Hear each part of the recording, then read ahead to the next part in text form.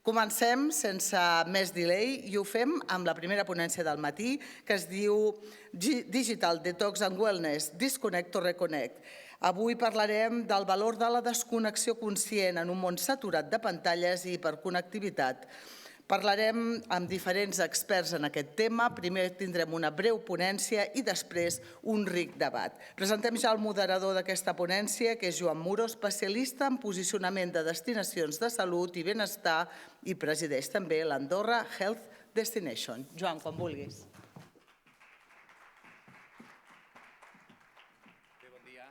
Bon dia a tothom. Moltíssimes gràcies per ser aquí un any més. És un plaer. Good morning, everyone. Buenos días a todos. Bonjour a tu. Permeteu-me començar demanant-vos un petit exercici. Una escena molt senzilla. Podeu tancar els ulls o bé fer-ho en directe. Imagineu-vos una persona qualsevol, potser un de nosaltres, que es lleva al dematí i abans d'aixecar-se del llit ja està mirant el mòbil. WhatsApps, missatges, correus electrònics, notificacions de les notícies de tots els diaris, tot al mateix temps. I el dia continua així quan arribem a la feina. Reunions, pantalles, videoconferències, trucades, interrupcions vàries i constants. I quan arriba la nit, el cos està cansat. Perquè moltes vegades és una realitat que costa desconnectar, que costa parar, que costa trobar el silenci. I ara us demano que feu tot el contrari. Que us poseu, en aquest cas, a la muntanya, a un matí, a la preciosa, per exemple, Vall de Sorteny, com a exemple, allà on el silenci, l'aire fresc, cap notificació, quasi en alguns punts no tenim cobertura. Només sentim el so del vent i del riu, que baixa ple aquest any, i més després de tanta neu que ha caigut. El temps sembla totalment diferent, el ritme canvia i per un moment tot s'atura. Aquesta diferència entre estar constantment connectats i poder desconnectar de veritat és el que avui ens porta aquí, en aquesta taula rodona. Vivim en un món on estar connectats mai havia estat tan fàcil i, paradoxalment, desconnectar mai havia estat tan necessari i tan difícil. La saturació digital s'ha convertit en una realitat quotidiana i cada vegada més persones busquen espai on aturar-se, respirar i reconnectar amb la natura, però també amb elles mateixes. I aquesta necessitat no és superficial, és una necessitat profunda, vinculada a la salut mental, al benestar emocional i cada cop més a la salut física. I és aquí on les destinacions de muntanya, com Andorra, tenen una oportunitat única. Perquè Andorra representa molt bé aquest contrast. És un país modern, dinàmic, connectat, però alhora envoltat de natura, de silenci, de paisatges increïbles que conviden a baixar el ritme.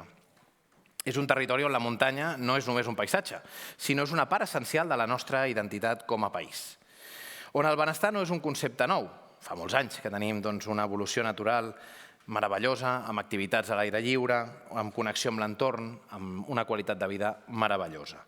En pocs minuts, aquí, podem passar del soroll del centre del país a la calma més absoluta que, per exemple, podríem viure al Pic d'Arcalís.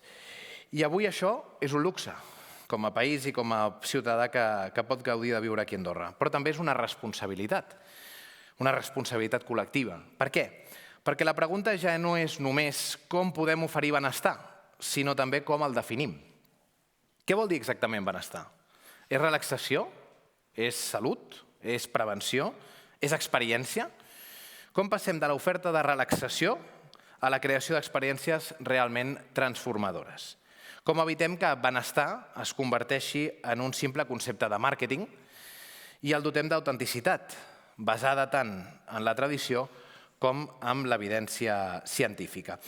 I sobretot, com ho fem sense comprometre els entorns naturals que fan d'aquestes destinacions llocs tan especials? La conversa d'avui vol explorar aquestes qüestions. Parlarem de com està evolucionant el turisme de benestar, de com les destinacions de muntanya poden adaptar-s'hi, del paper dels recursos naturals i culturals i de la sostenibilitat real, també del futur, especialment en relació amb la salut mental i la necessitat creixent de reconnectar amb la natura. Perquè en el fons aquesta conversa no només va de turisme, va d'alguna cosa més profunda. Va de com dissenyem experiències, en aquest cas, que ens permetin parar, respirar i tornar a trobar l'equilibri. De com convertim el viatge en una eina de benestar real. I potser en aquest procés també estem redefinint què vol dir realment viatjar.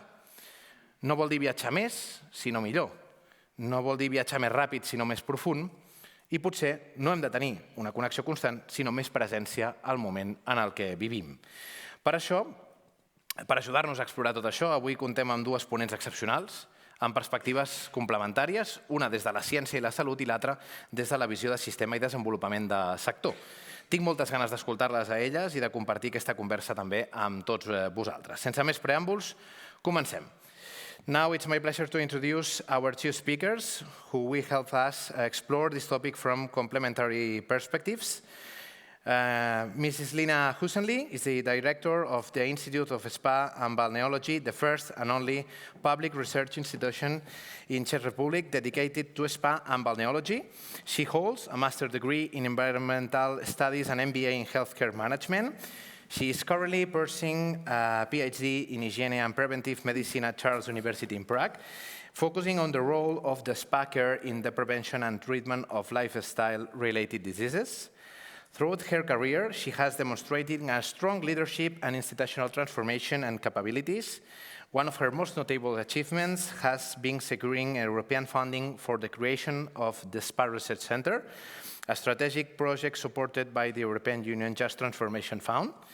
Under her leadership, her institute has experienced a significant growth, multiplying its budget and expanding professional team while strengthening its international profile. She is also an active member of European Spa Association and serves to the International Scientific Committee of European Historic Thermal Towns Association, contributing to shaping the future of spa medicine and Europe's thermal heritage. Her work combines research, strategy, and leadership, driven by the belief that the spa medicine must evolve into an evidence-based discipline and become a recognized pillar of modern preventive healthcare. Please join me in welcoming Mrs. Lina Nosevic. Thank you. And then Mrs. Lina Nosevic is an expert in management and promotion of health in rehabilitation tourism with extensive experience in developing sectoral policies and strategies at national level. She currently serves as executive director of the National Association of Medical Spa and Rehabilitation Centers in Lithuania, where she leads the coordination of key institutions in this field. Throughout her career, she has played a significant role in strengthening of Lithuania's position as a leading destination for medical wellness and tourism, and she has contributed to advancing quality standards, fostering service innovation, and promoting international cooperation across the sector. Her professional background includes close collaboration with both public and private stakeholders in the design and implementation of health and sustainable tourism strategies. She is also an university lecturer and a PhD candidate in economics, and holds an academic background in management, health, and public policy, which enables to approach the sector for a comprehensive and strategic perspective. She is currently focused on promoting integrated models that combine rehabilitation, prevention, and wellness, with particular emphasis on improving quality of life or supporting healthy aging. Please join me in welcoming Mrs. Lina Nosevic.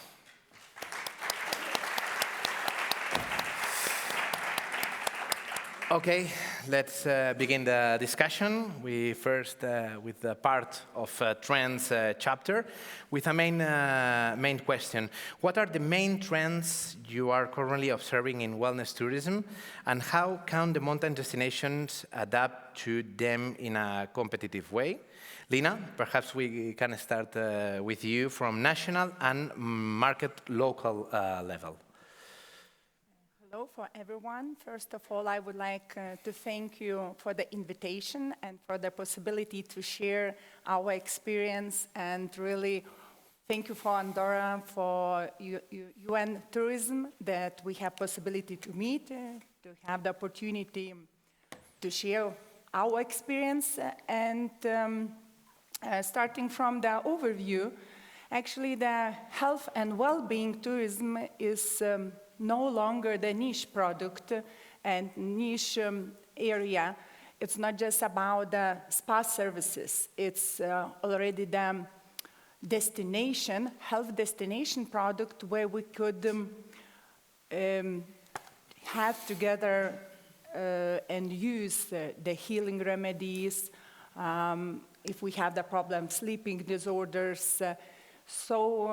What we see from an international part of the health or wellness industry, that people are looking more for the experience, for the professional products, not just to come for the spa, for the treatment, but to have the holistic view of the products. It means the industry and the producers of the health tourism should think about new ideas. So create the products which is unique for your, for example, mountain area. You have the beautiful nature, fresh air, mountain hiking, saunas, thermal water, which is the healing remedies where you can use all together.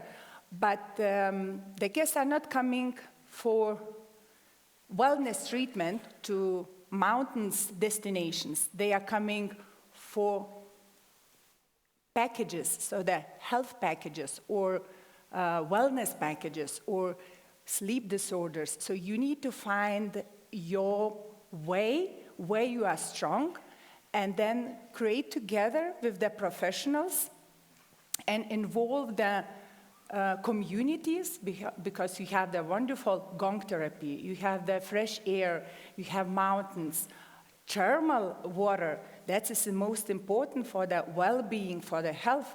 So if you put all this together, that means you will not have the seasonality. Then the skiing time is finished, then you can offer well-being programs.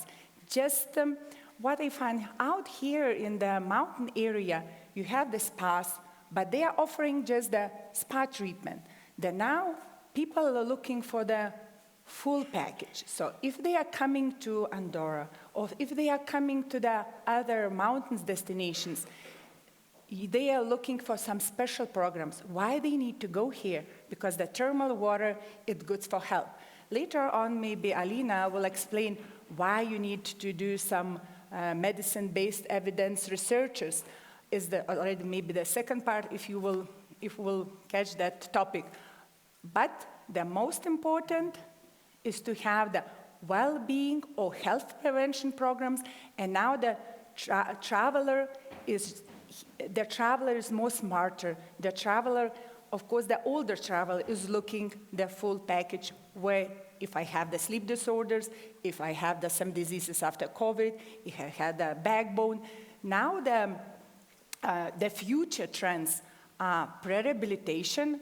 You can have the best surgery in the best hospital everywhere in the world. But if you will not do pre-rehabilitation, and if you will not do after rehabilitation, so that will not help for you.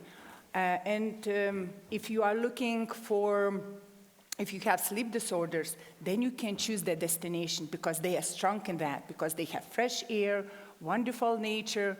That's important, to find your unique way, your country unique way, and to use the healing remedies if you have them.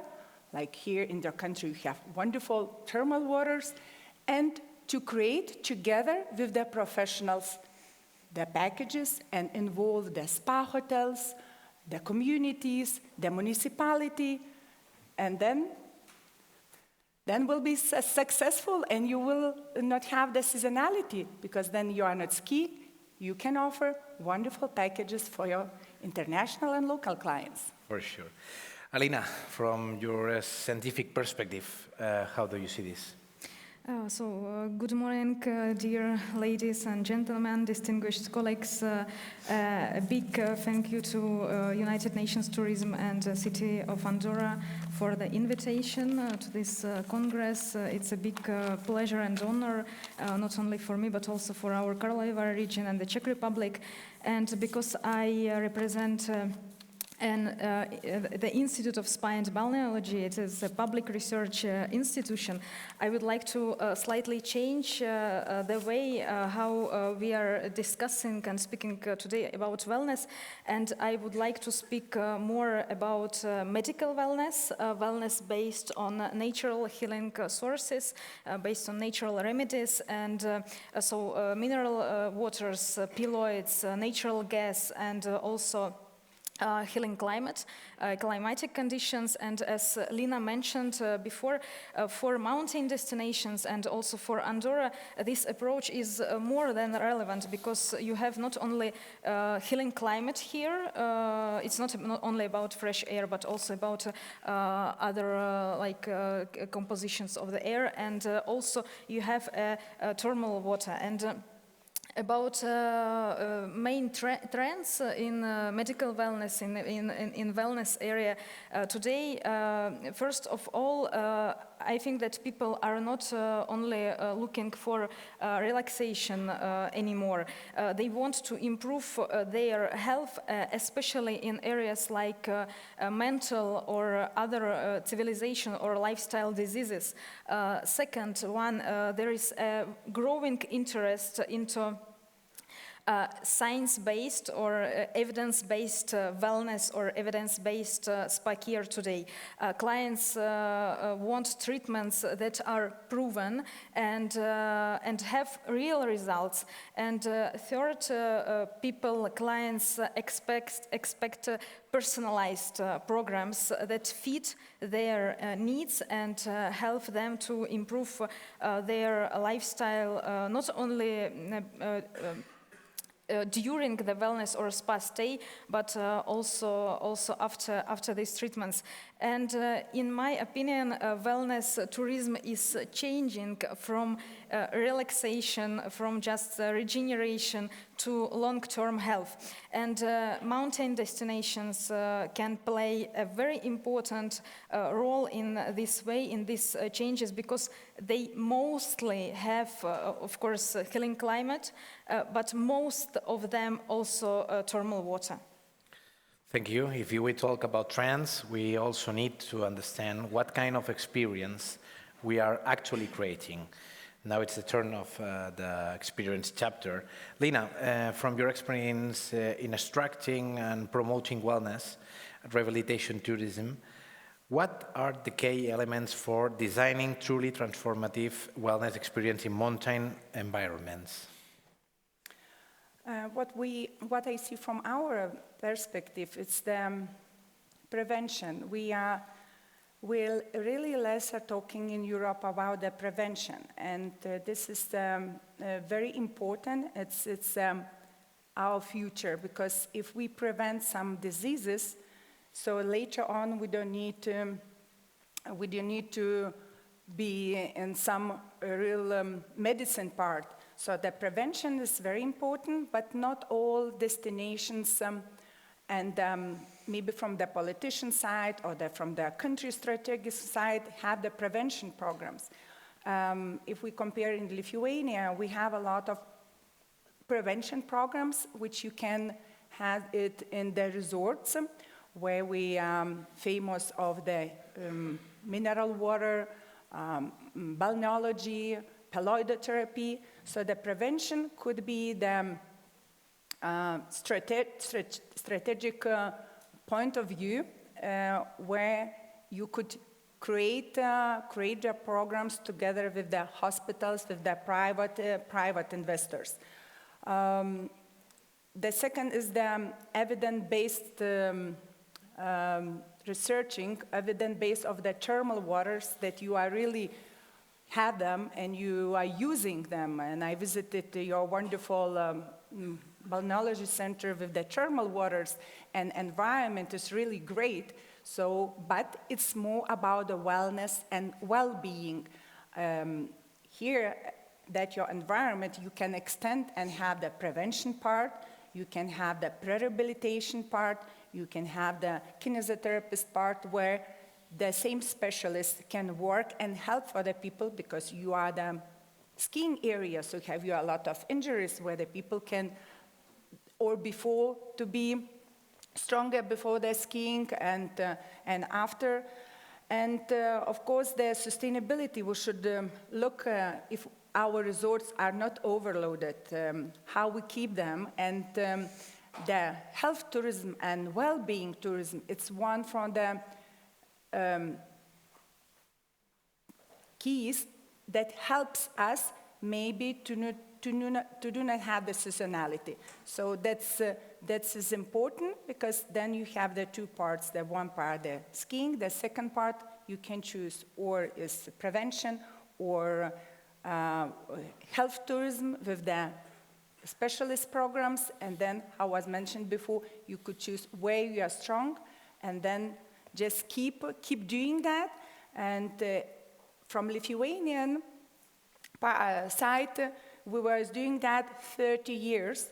And last year, Lithuania got the nomination at the International Fair ITB like a health destination. But before we got that prize and nomination, we were working so hard with the politicians, with the municipality, with the businesses, with the researching how it helps healing remedies for clients. We were creating the programs, doing a lot of homework together with the politicians, together with the universities, because we needed to show that the healing remedies are evidence-based.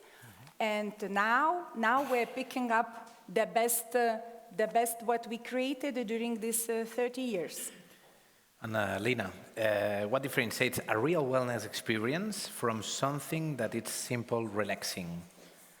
So from a scientific perspective, or from my source perspective, as I mentioned before, a real wellness experience is not about only feeling relaxed. It is mainly about measurable effects on health and measurable outcomes. Based on our research results of the Institute of Spa and Balneology, we know that spa care or some medical wellness procedures can help clients or patients reduce stress, improve sleep, support metabolism, or of course increase physical activity. And these effects have been measured and observed. Because on the other hand, just relaxing procedures or something that is only relaxing, like a massage or just a swimming pool with, for example, thermal water, it is pleasant, but usually has only a short-term effect on our health. And the key difference is that real medical wellness should be based on knowledge, on clear goals, and on structure, not only on experience. And I think that our industry of medical wellness, of spa care, should move from experience-based practice to evidence-based approach. And what roles does scientific evidence play in this? I think that scientific evidence plays a crucial role, and it is an essential for this. And I'm more than happy that we have received great funding from the European Union Just Transition Fund. We are creating now a SPA research center, and our main aim is to objectify how spa medical wellness treatments affect musculoskeletal diseases, women infertility, gynecological diseases, metabolism diseases, diabetes. And I think that I hope that we will have clear results, and I think that it is a future of our industry. For sure. Another key dimension is how we make use the unique resources destination has. Let's turn to the resources and identity. Alina, with your experience in balneology, how can destinations integrate their natural and thermal resources into a modern preventive health model? Yeah, it's actually the big challenge for each country, and that's the most important. If we are welcome guests, clients to our country and to our destinations, first of all, we need to be ready and to work together with our communities, hotels, businesses, and if we see that in some cases we are overloaded, so we need to be friendly with our ecosystem. The resorts are using the mineral waters, muds, palloids, thermal waters.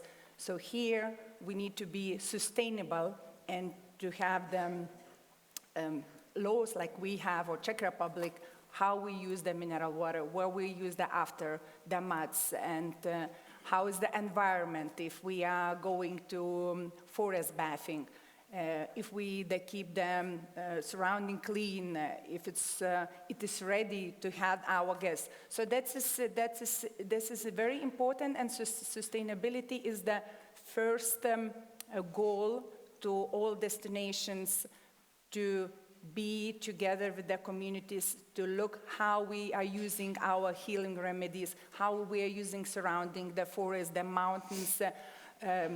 Do we have overloaded, so that we could measure. And for small countries, it's maybe not a big challenge, but for some countries that they have a lot of clients, it's a big challenge to keep all measurements and to look how or they are okay with such amount of the clients, or they need to improve and do some changes. Mm-hmm. Lina, from your national perspective, how can these resources be structured so they become an economic driver without losing authenticity? I think that this is a question for Lina, because I cannot speak about our national perspective because I just represent a regional institute. I'm sorry. But that's fine. I can tell from Lithuanian perspective, actually, why it's a good suggestion for all countries that are attending today. First of all, we need to work on the political side, because Lithuania, maybe that was 10 years ago, we get to the politician programs, we have that some paper, not the paper, but it's written in the strategy of the country that the country will develop health tourism, and that means they can apply. Now we're having the EU funds where you can create better infrastructure in the resorts. If you have the mineral water, you can build surrounding around the cities. So first of all is the lobbyism, to work on that, and then it helps to invite the businesses to the cities, and they are building the hotels, they are building wellness centers. That is important. And what role do the public policies play in the process? The big role, because if in our country, if we do not have that, health tourism is one from the prioritized tourism branches. So without that, we will be not able to do a lot of things. One is the evidence-based researches that the business or government cannot afford that, so we're applying for some funds to get this research, and later on that could our clients see that it's evidence-based research, and then the programs and the healing remedies. The second one, that's a big economic impact. If we're looking all around the world, the wellness industry is growing. It's growing in the big numbers, but the wellness in total, it's maybe from 11 different parts. Mm-hmm. Health medicine, thermal waters, nutrition, etc., etc. But overall, the wellness industry in the world is growing faster than other branches of economy. I just want to add some words because now we are speaking about medical wellness, about spa tourism, about health tourism, about thermal tourism, and we have a lot of different organizations, European Spas Association, European Historic Thermal Towns Association, Federation of Climatology and Hydrology, and etc. But if we want to promote our sector and not only on national level, but also on European level, and also to speak with politicians, we need to unify a terminology.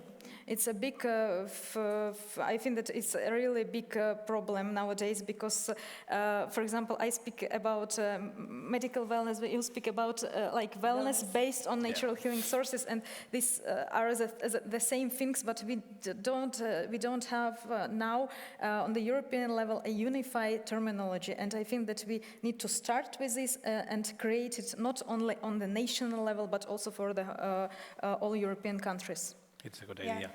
And the second, here we have different countries, Slovenia, Germany, Lithuania. So in some countries, you can't do the program without a doctor consultation, because if you go to the mineral water bath or you're having the mud applications, so it's usually your program starts with the recommendation and consultation with the doctor. But on another hand, other countries, they just having like wellness hotels without professional programs, and that's the big difference if we look at the different countries. If we have 27 countries in Europe, so I am sure that some countries having more the wellness programs, some health programs, and it depends on the culture of the country. For example, then the Germans are coming to Lithuania, or Israeli, they have already traditions, what is the medical spa, and they are staying, the average of the stay in Lithuania for foreign tourists in the health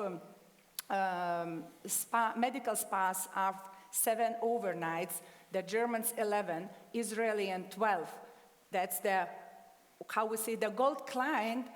But if the same client will go to Poland, they will have one program, maybe without a doctor consultation. Some places are using healing remedies. Some places are more pampering place. So here we have a lot of differences. And if we are here in Andorra, your health tourism maybe will start from the checkup and later on where to go. They will stay in the hotel. So each country have the different traditions and different what is well-being, what is health tourism, what is the spa tourism.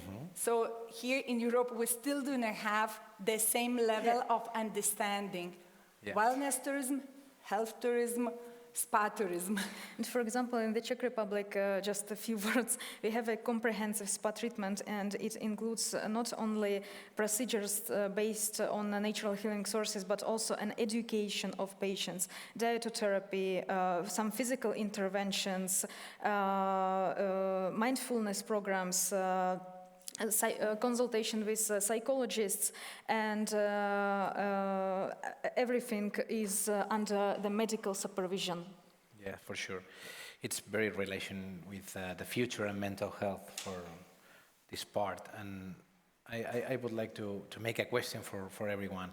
What role can mountains destinations play in mental well-being, prevention and reconnection with nature in coming years? So I will start. At our Institute of Spa and Balneology, we are working with the concept of spa therapeutic landscape. So we don't see a natural environment and nature just like as a passive background, but as an active part of therapies, of spa or medical wellness therapies. And we study how natural environments and medical or wellness treatments in these natural environments can influence, of course, mental well-beings. And based on our research results, 1 week spa stay can also significantly improve mental health based on POMS questionnaire and also based on objective biomarkers.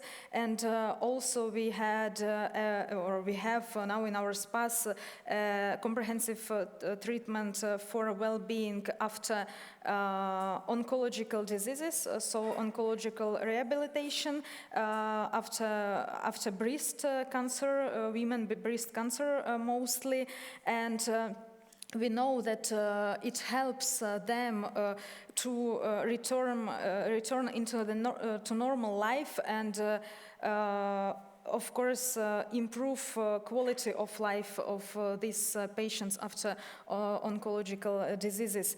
And about new generation, because of course we need to prepare also new programs for Generation Z or Generation Alpha, and we also asked the younger generation how they see the future of wellness or spa tourism, or just the treatments, procedures, and the answer is very clear. The future of wellness tourism is a return to nature. Thank you, Alina. Lina, what's your opinion about that? After the COVID, mental well-being is very important, and how we see the World Health Organization, it's Mark, please, each country needs to have the strategic programs for mental well-being. Here, from our side, what we do in Lithuania, we have special programs for mental well-being, and it's connected with the nature, first of all, it's the new treatments like forest bathing, psychologist circles, and then is the physiotherapeutical part. So the mental well-being, it's the signal that the people need special programs provided with the specialists. But what happens is a lot of professionals in each country, and it's most important that the programs, mental well-being prevention, mental well-being program could be created with the doctors, with the evidence-based treatments. And now we have a lot of, please visit, like Germany, please visit Lithuania, please visit Czech Republic. People are creating, they finished some course and now they're creating well-being, mental well-being programs. And it's very important to do that on professional level. But what we see, the tendency that younger and younger people are coming for medical spas. That means that they need help to do the routine, to understand what is well-being, how we can help for ourselves. And the second tendency in the world, in Europe, that we have older people.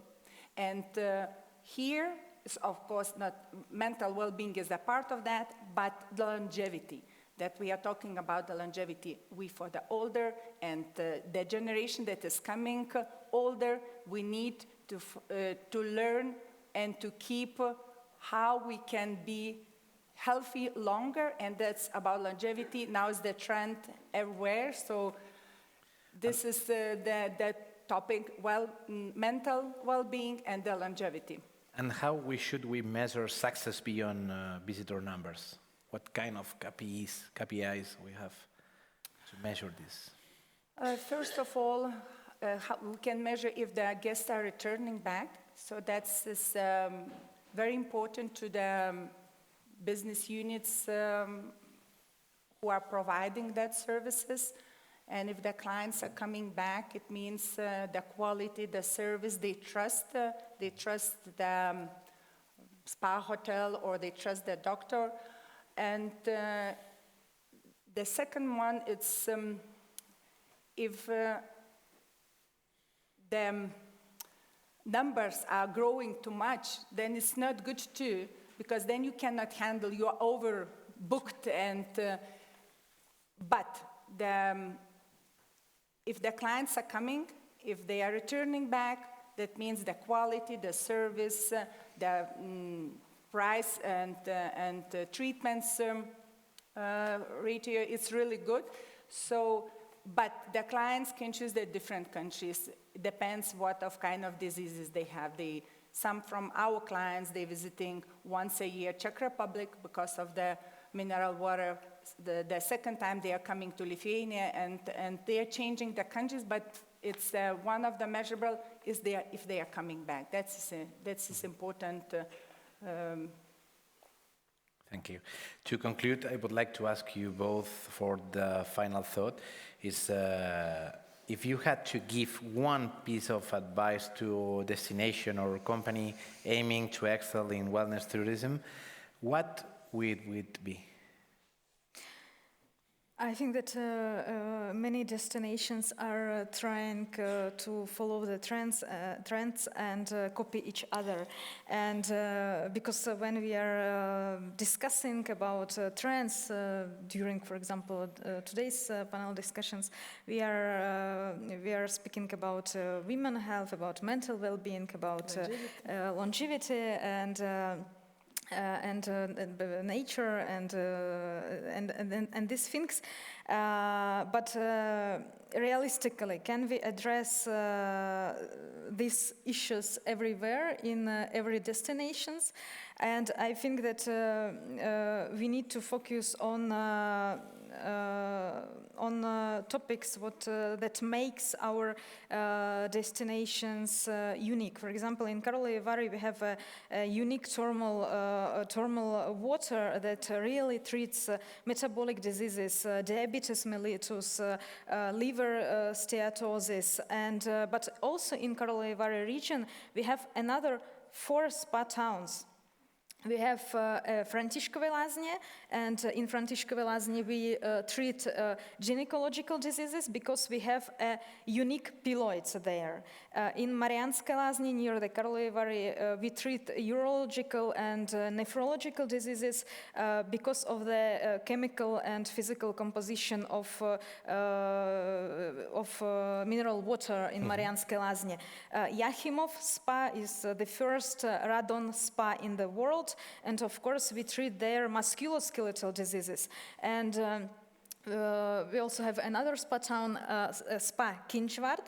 They have a unique climate conditions, and that's why we treat mental illnesses and of course, respiratory diseases. And I think that it is very important to build our identity of spa wellness destinations on our natural settings and develop them not only based on experience but also or marketing but also on expertise. Thank you, Alina. Lina. From my point of view, first of all, the government, the businesses and the university should come together and find way is your strategic way. So if you are strong in the thermal waters, then it's the one-way strategic way. So the first, you need to have that in your strategy. Then you have in the strategy, then you can involve the communities, the businesses, the evidence-based researchers to find how the mountain region will positioning. If it's well positioning in well-being, that's the one way. If they will be positioning in the medical part, so that you are strong, or some surgeries, pre-rehabilitation, rehabilitation, day surgeries, then maybe is the health tourism the second strategy. So it's very important not to decide for the travel a company that now will be luxury travel destination. No. First of all, you need to find ways your strength, and then where you are strong, where you can develop, and not just if you decide maybe the spa hotels cannot offer such a services. Maybe you do not have the doctors who can be related to the resort stuffs or kinesiotherapist, or you are not ready because you are short with the stuff. So that's the most important, to have the strategy and then build step by step and go to where you decided. Thank you, Lina. Thank you, Alina. Thank you very much for your insights, and thank you all for being here. Thank you. Thank you so much. See you in 2 years. And be healthy.